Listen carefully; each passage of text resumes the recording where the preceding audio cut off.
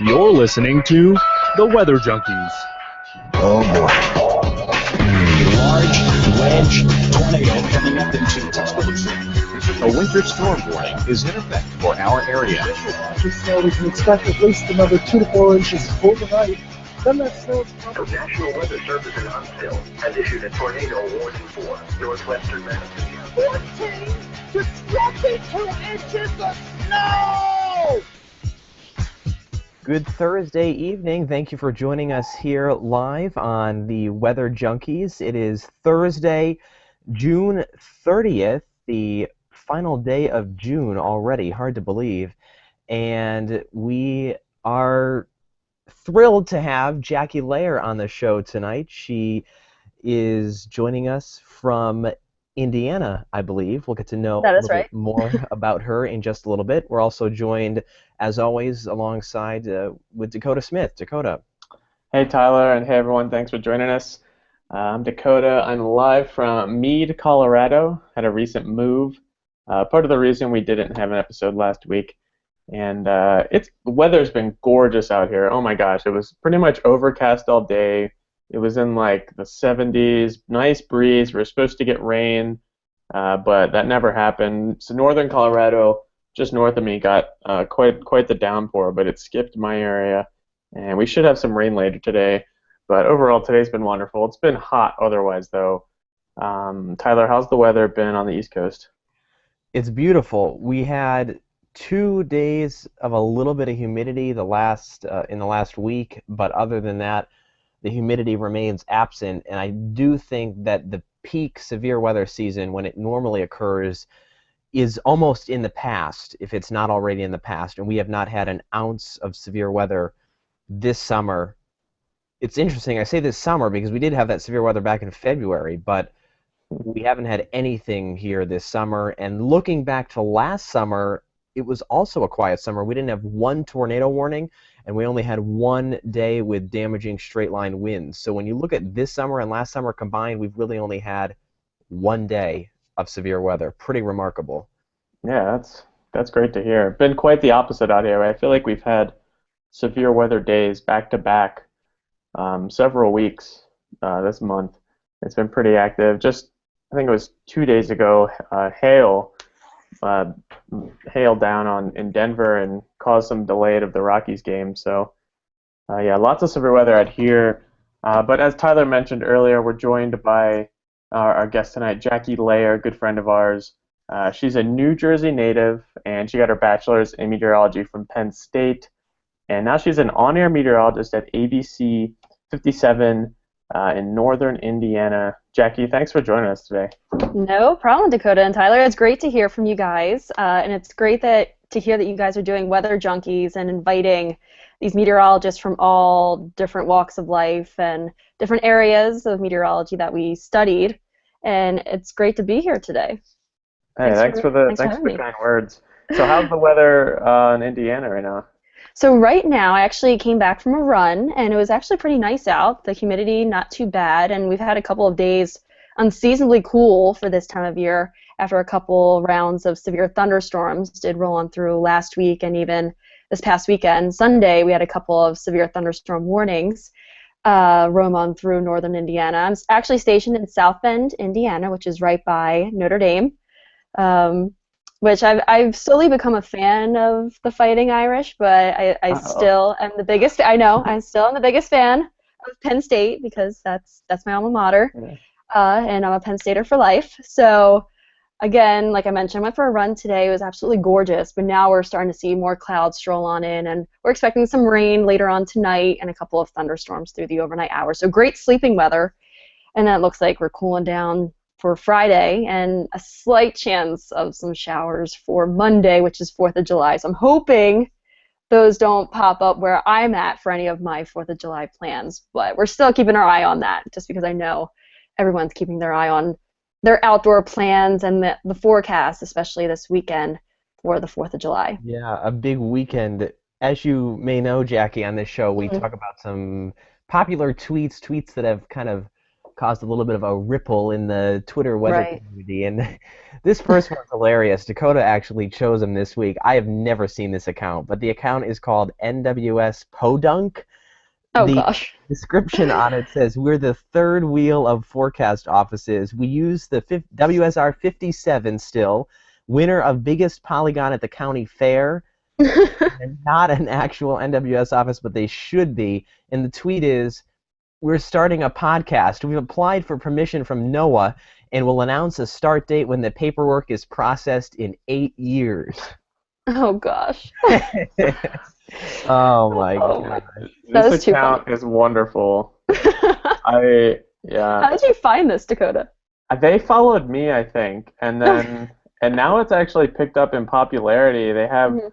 They almost have 600 followers, and they only been around for less than a month. Oh wow. And I saw a National Weather Service meteorologist actually quote them the other day, so that was kind of funny. They're taking a little some humor at themselves. Right. Let's see. There was one that I really liked.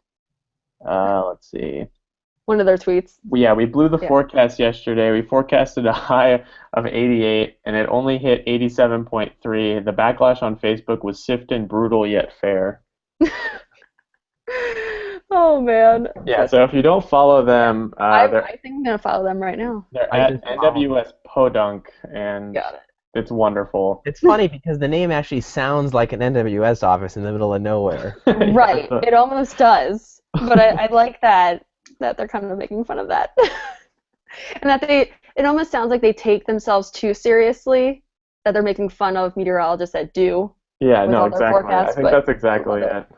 Yeah. Like, yes. So thank you Perfect. to whoever. I'm gonna try to figure out who runs that account because I just want to thank them dearly. But yeah, thank you for Looks like they making got a them. shout out on Weather Brains too.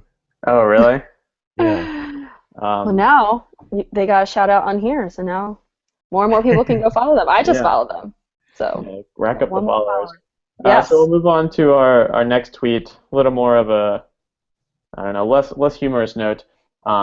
It's from the Capital Weather gang. You can follow them at Capital Weather. And the tweet is, claims that jet stream crossing equator is climate emergency is utter nonsense. And it's linking to an article that they wrote. Basically, it's a rebuttal to an article that some blogger wrote online. And the blog essentially says that the jet stream has crossed the equator, and it means that the climate is all sorts of off balance, and it went into these very sensational, it's doomsday type of things. And then the Capital Weather gang wrote this article quoting some experts and some people who are studying this area. And it basically, they were like, we don't need to freak out. This is something that happens normally, and it's not even what they say is happening. So if you want to read that, it's a good read through, and I'm glad someone wrote it because it was necessary. That article went viral this week. I didn't even hear about that article yet. Yeah, So I saw it I'm flash surprised I across. haven't. I didn't click on it. So these are just. Do you know anything about the bloggers, Dakota, that wrote the original article? So the first time I've heard him was today, and he doesn't have a degree in meteorology, I believe. And I think I don't know, he self-proclaims himself as an environmental blogger. But they also have some, they're backed up by someone who's working on their PhD in meteorology, so I don't know what's going on there. One thing that was interesting about this, though, is that the Capital Weather gang quoted the same guy who they're now calling unscientific and a non-expert. They quoted them in an article, I think it was in December of 2015, getting his scientific input on the polar vortex or something. And I had some back and forth with them today, and I was like, I don't understand why you would even quote this guy. If you knew he didn't have the expertise in this area, and now it's pretty obvious that he doesn't. Right. So. Jeez. It happens, especially with online and how everyone can easily access different blogs and everything like that. We get that. Even in northern Indiana, where people ask us different phenomena that they hear about through the online community, and we have to shut it down. We have to email them back, answer their questions, and we have to be that station scientist that Penn State basically told us that we would have to be if we become a broadcast meteorologist and answer some of these outrageous questions that we've debunked from our studies, our long nights studying at Walker Building. I know Dakota and Tyler can talk about that too. But I mean, we get this all the time. We get so many questions, and I mean, it's great to see that people want to know more and more about the weather. But what I don't like is when these same people post these blogs and these articles that are so outrageous that they can scare people into thinking that that is the truth. So that's what I'm hoping does not happen, that we scare people to think that the doomsday is right upon us, when in actuality there's no science behind that article. There's no truth behind that. So this is a perfect segue into our main topic, and that is the quirks of broadcast meteorology, slip-ups, crazy fans, negative feedback, all the things that we may deal with that someone else in the weather community may not have to deal with, and that's what we'll be talking about here for the next 20 or 30 mintes. So I don't think that's enough time. No, I'm just kidding. So many different instances have happened to me, and I think that's why you guys chose me, because you have heard some of the stories that have happened to me in my almost 3 years of being a broadcast meteorologist. So right off the bat, what kind of led you down that path to become a broadcast meteorologist?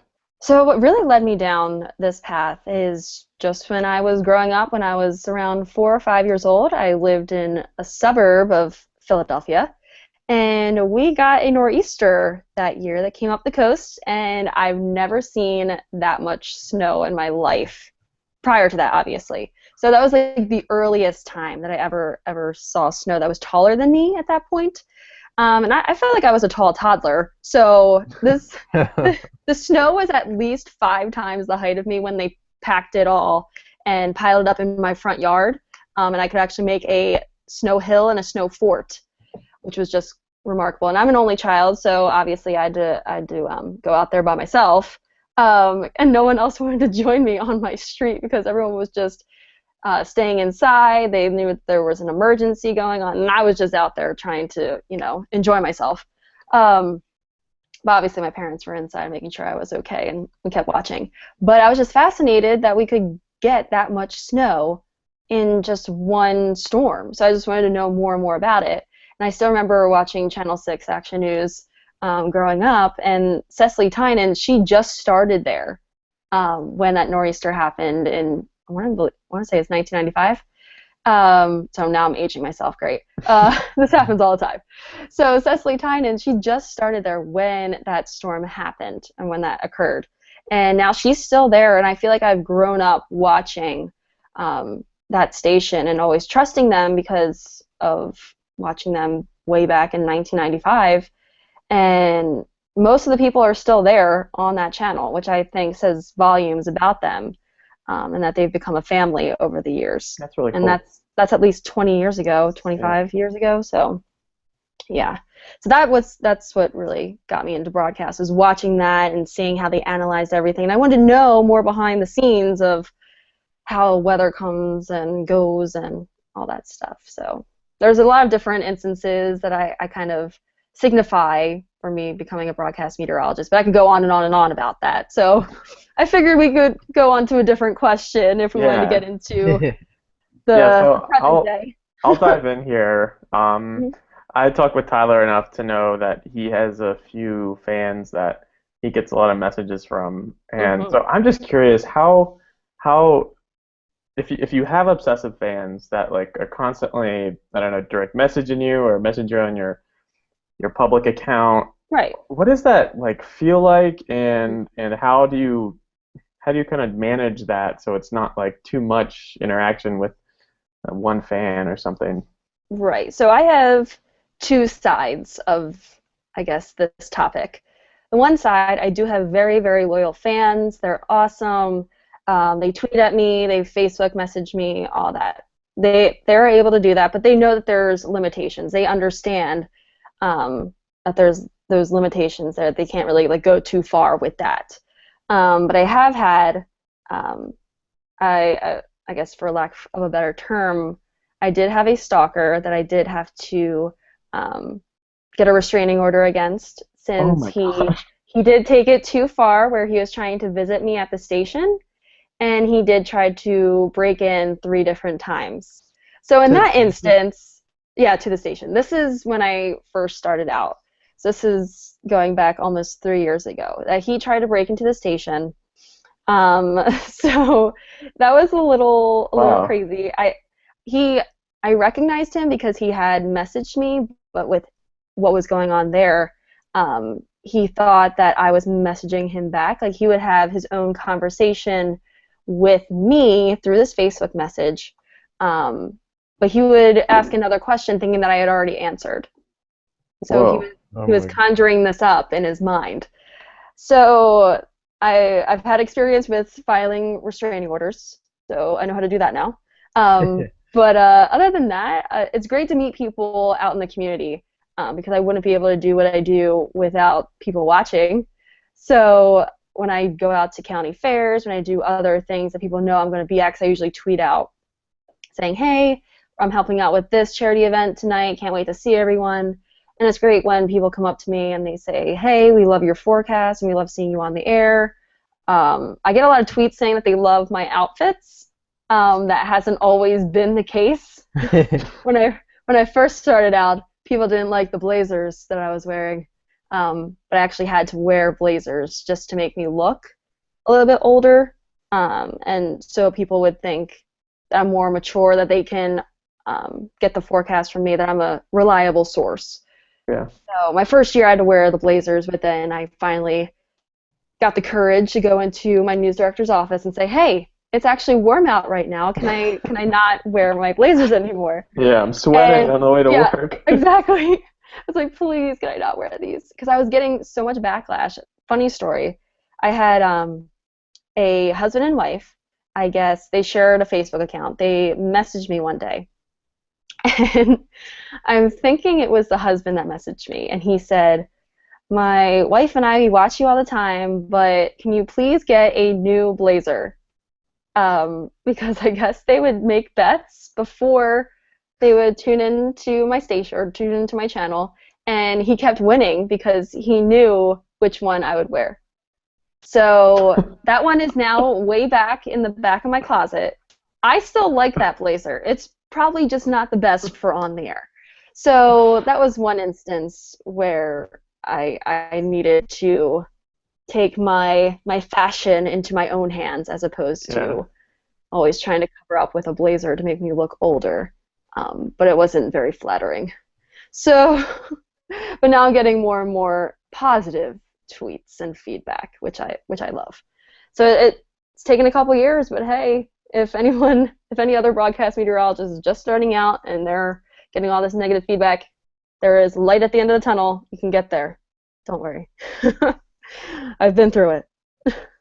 Well, that's great to hear. I actually, sometimes as friends you get disconnected over a period of time, especially when you live far apart. I didn't know that was the case, but it's kind of neat that you're able to tell us that story, on a public-facing show, because I'm sure it might benefit someone else.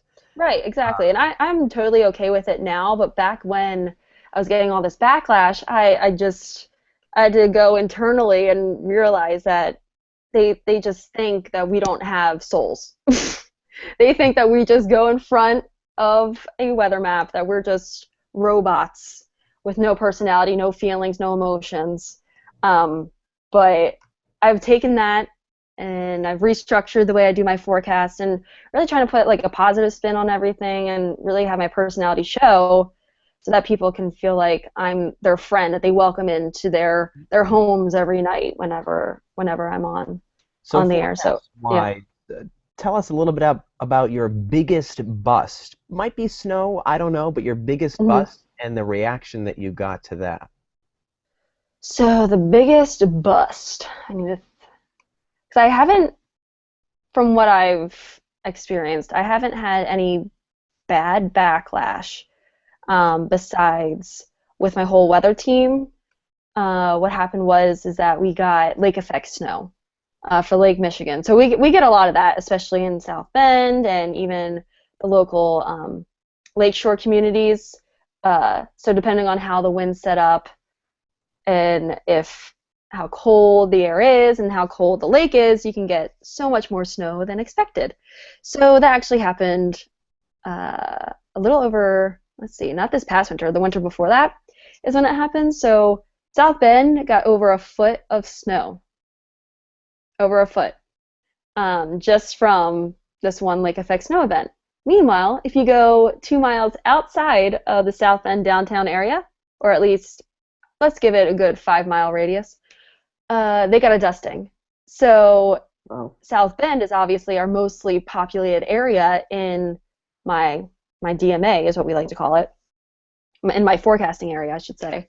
And so we were getting a lot of backlash. And it wasn't just my station, it was all the stations in my area, just because it was just that one little lake effect snow band coming on through, and it just set up not where we were expecting that much to dump just on that one little area alone. So I did learn from that experience that, hey, really anything can really happen with lake effect snow, but really analyze how much a difference that the lake temperature and the air temperature can really make, and the winds and all of that coming together. So it's a hard job to really understand and really predict the atmosphere sometimes, especially in the winter. But yeah, that was probably our biggest bust, considering it had to dump right over the most populated town that we have in my forecast area. Did you have any like backlash or negative comments from your audience on that one? Yes, we had quite a few, but I didn't get singled out on Twitter back then. Good. So that was good. We didn't get singled out, but I've heard it from some of my friends around here, and I get messages and I get texts saying like, "What is going on? What happened?"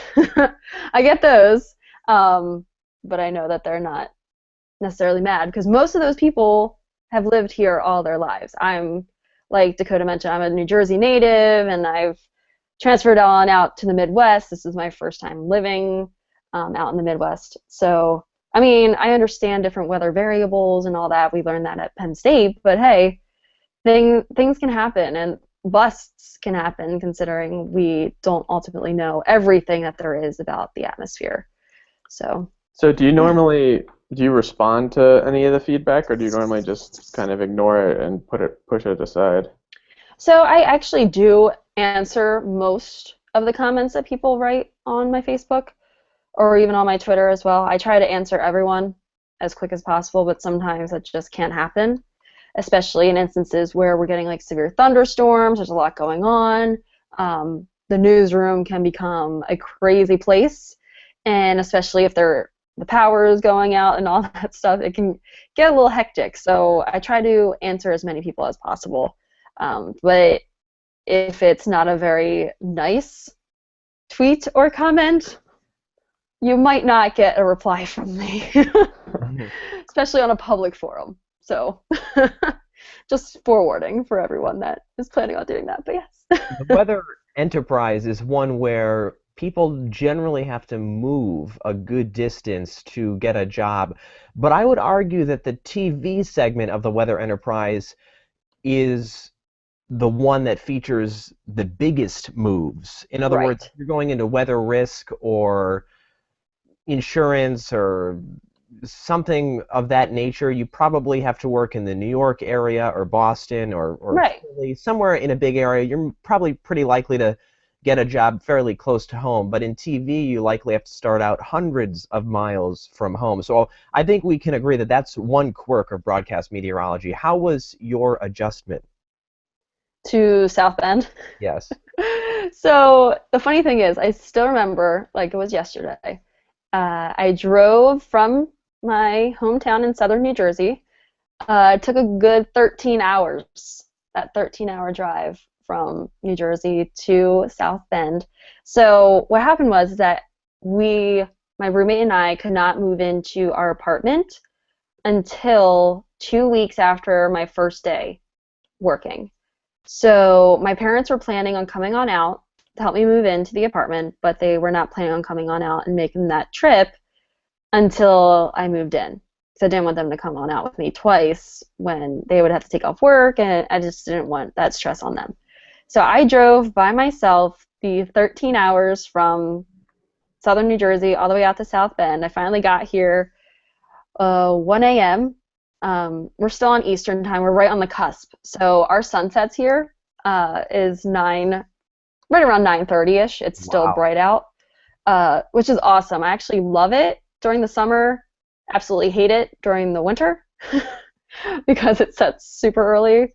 But hey, it happens. So my adjustment here, and this is obviously my first job out of college. I didn't really know what to expect.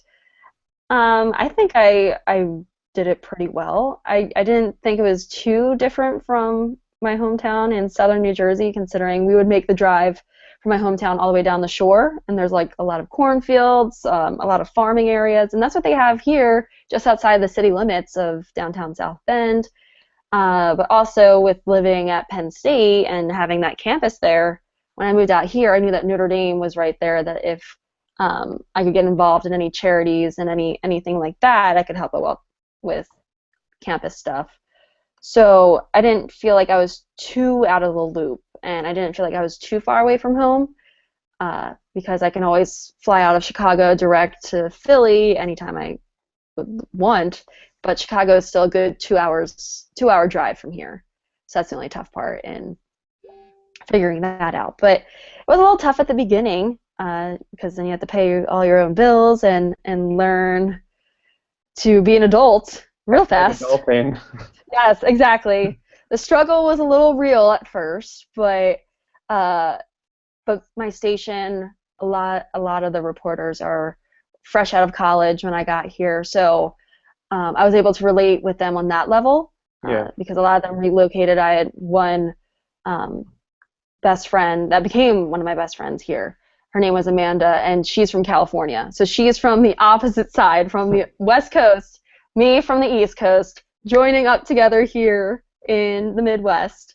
And we felt like we fit right in because it was great to hear her side from living in California, and she could relate to me living from the East Coast and growing up there. So we became great friends.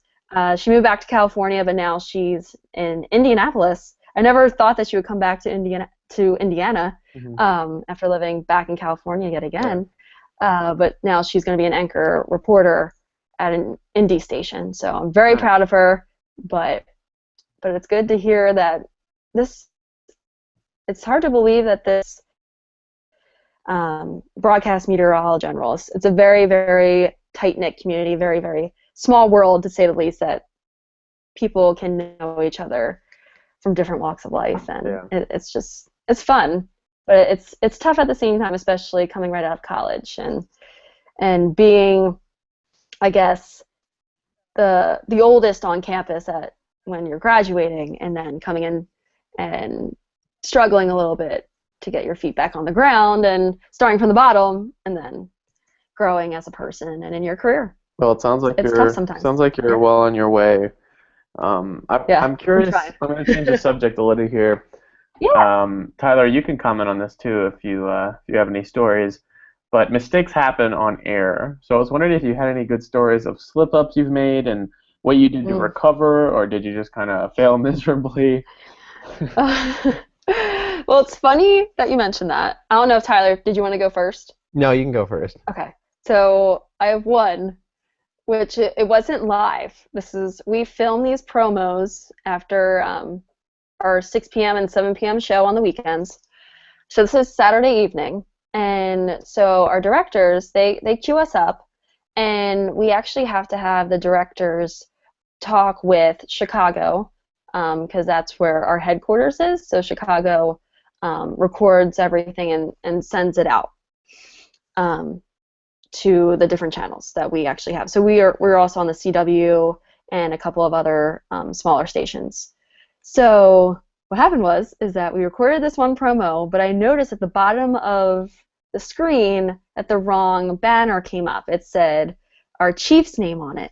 So at the very end of the promo, I said, but I'm not Tom, because Tom is our chief meteorologist. So we record another one. It's all fine and dandy. But then all of a sudden we get a call to the station, and it was one of my coworkers, his wife called in saying, so Jackie's promo just came on during, well, it was one of those finales of one of those TV shows, especially on a Saturday evening. There was, yeah. So she goes, Jackie's promo just came on, and at the very end, it was hilarious. And she said, but I'm not Tom. And so this aired, and I just could not believe it. But we went back, and I still actually have it on my Instagram because it's just so funny because you just see my arms go up. And I'm laughing because I know we can re-record it. But apparently that didn't, the communication was lost in between my station and Chicago saying, hey, don't use that one. We're re-recording it. Yeah. So that communication was lost there. So I don't know how many people have seen that. We only got maybe a couple of comments on Facebook about it, but at least I didn't say anything bad. It was just me being a goofball at the very end saying, hey, I'm not Tom, because it said Tom at the bottom, and everyone knows that I'm not Tom. So. But that's a running joke at my station because sometimes that banner does come up every so often since they save over these different templates for different camera scenes. It's just easier for the directors to go in and get each one of ours. So I guess Tom's is obviously the default. So it comes up every so often. So a lot of my coworkers say, but Jackie's not Tom. She's not Tom. So that happened maybe a good 2 years ago.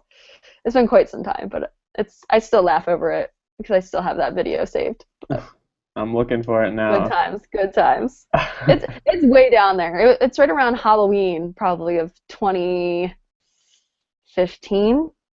I want to say, or 2014. No, 2014. Oh, I found it. Yeah. Oh my gosh. Yeah. Your face. Right, exactly. Your hands are just up, and you're like, I can't do anything. Yeah, but I'm not up. Like I can't do it. I can't do anything about it. Wow. But that was just a recorded one. Now for the live segments, I probably have to brainstorm about that. So Tyler can actually take over if he has any that he knows. I'm trying to think. I don't think I have any major live slip-ups. The only thing I can think of is, when the graphic system screws up, but I'm pretty savvy with it, so I can kind of like gloss over. But the worst is when the 7-day disappears and it doesn't show up. I can't remember if that actually happens, but it does happen. Yeah. Well, I suppose we have interactivity, and sometimes the interactivity is flaky, and you pull up the wrong thing.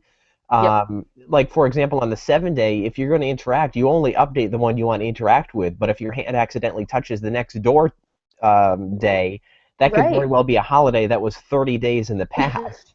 Oh yeah, that's happened to me. I've actually had an Easter egg pop up last weekend because I forgot to untap it. So it was basically Easter last Sunday. So sorry to everyone. This little Easter egg just pops up on the Sunday. I'm like, oh, okay. We're just hiding Easter eggs all over the 10-day today. This one just magically popped up. Sometimes I don't even acknowledge it on the air now. If anything were to be wrong on the graphics, probably the way to go. Yeah. Yeah, I just make sure that I don't acknowledge it and just keep talking, and hopefully no one will notice. But my director, he went into my IFB and said, hey, there's an Easter egg. I wasn't sure if you noticed it. I was like, oh yeah, I noticed it. I just didn't want to acknowledge it. So he noticed it, but I'm not sure if many viewers did. But now that you mentioned that, that made me remember that one. Adam Del Rosso would be a good person to have on to talk about slip-ups. I feel like he posts one every month or so, and they're always hilarious. I miss him. I see all of his posts, and it's funny because one of the guys that I worked with when I first started here in South Bend, his name's Eric Stelzer, and he actually worked with Adam at Adam's station, but Eric just left that station to move up to, he's at News 12 in northern New Jersey / New York. Mm-hmm. So I'm so proud of him because that's where Eric is from. But it's just funny how, like I mentioned, how this business is so small that everyone can know everyone else through other people. So I just thought it was funny that Adam ended up at Eric's news station there in Illinois. So it's just crazy. Probably the closest that I've ever come to a slip up is in the morning. We do like a half dozen live cut-ins during the Today Right. Show. Oh, And yes. I don't know, I can't, well, I worked for an ABC affiliate before, but at least with the Today Show, you don't know when the weather cut-ins are going to come. Mm-hmm. And it's so exhausting. It's like nonstop in the morning. So we have a fan Right. in the weather center that usually we have on high, especially in the morning. It gets hot. And Right. I was like resting, leaning back in my chair, and they cut to a weather insert, and I had my IFB in. I could hear the fan in my IFB, and it was we were live, and it's going. Zzz. Right. I've never jumped up Right. quicker. Right. Oh, there's been times when I fill in on the morning shift, so that's just crushing Oh my gosh, yeah. my sleep schedule. So I'm just so out of it. And then they usually change the rundowns, the scheduling. Every single newscast is different. So there was a time that the director in my ear is saying, "Jackie, you need to go out to the weather patio." And meanwhile, that's not right around the corner. The weather patio will take me a few minutes to get to. So there's been times where I've had to sprint in my heels. Thank goodness I'm a pretty good runner and have pretty good balance that I've been able to do that.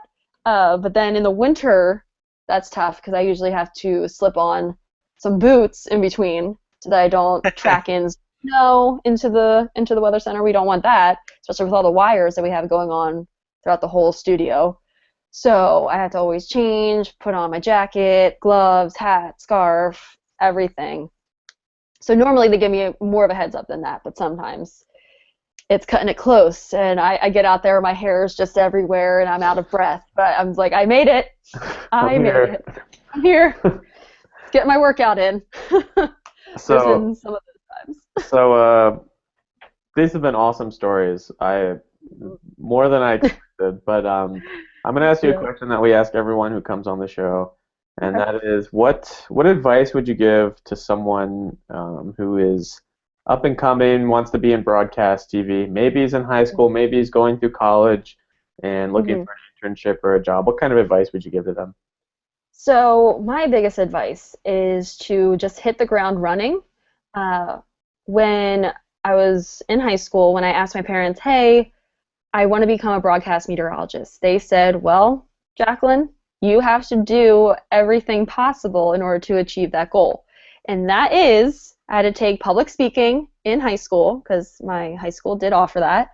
So I unfortunately had to sacrifice my gym class for this new public speaking, for this new schedule that I had to take. So I had to change from the gym class with all of my good friends to a different gym class on a different schedule, and I actually had to leave my high school boyfriend in that other gym class, so I didn't know what he was doing in that one, and then I had to go to this new one. So you have to make these sacrifices, even in high school, to be able to achieve your ultimate goal. And I know that that public speaking class definitely helps me where I'm at today, but I will also say you can never stop learning. When I first got here, my news director said, "Here's these exercises for your diaphragm to really bring out your voice, to be loud and boisterous," because when I first started here, I was very, very timid in front of the camera because everything was so new.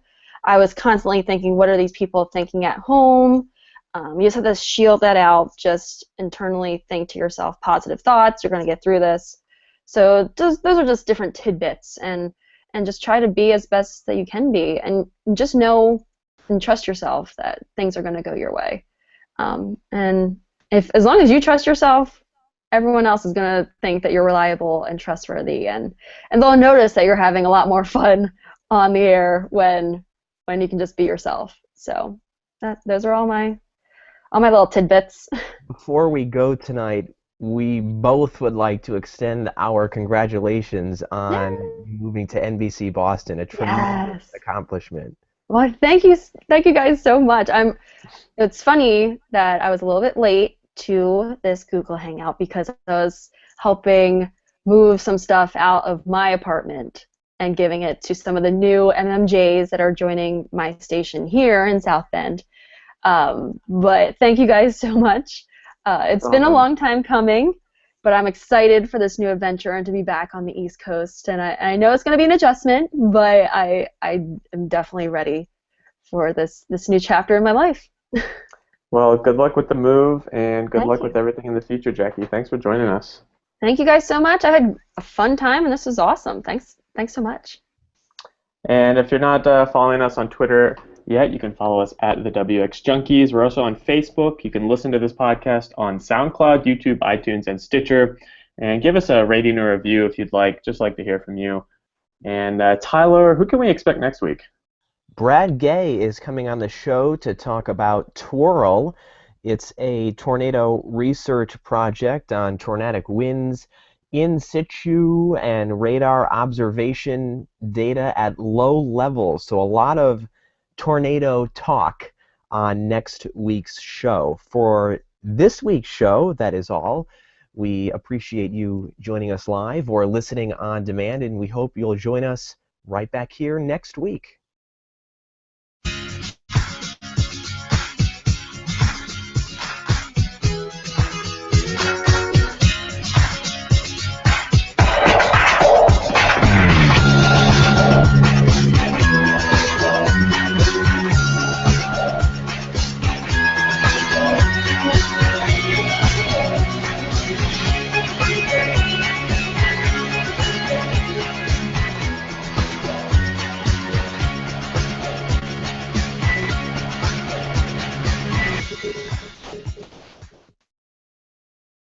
Cow.